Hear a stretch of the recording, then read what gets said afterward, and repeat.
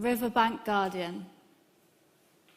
Our town was built around the oak tree, her underground map of roots mirroring the curls of her branches, growth slow but strong.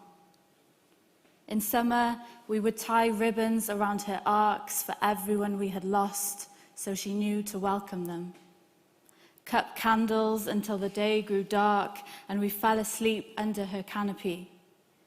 Bows of yellows, purples and greens dancing above us in the breeze. My great-grandmother was happiest when turning soil. She pressed the oak's yellowing leaves between diary pages, traced around the crinkled edges with ink and wrote about our ancestors' healing. Boiling the bark for blisters, curing leaves to soothe frostbite. The same bark she engraved her initials into with a penknife, the same leaves I can pluck from her diary. Could you close your eyes so I can take you there? When the floods came, they were relentless.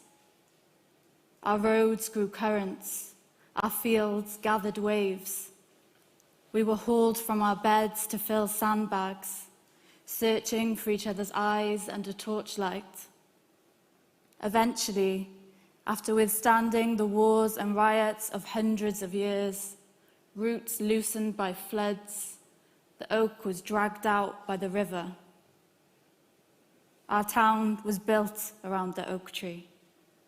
Her underground map, her peeling bark, her curling branches, her resilience.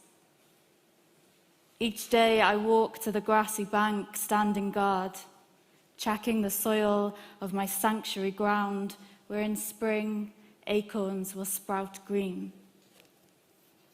You must have a place like this too. A place that hushes you still, allows you to breathe deep. A place that pulls you from your chest and reminds you that you are alive. You are small but mighty.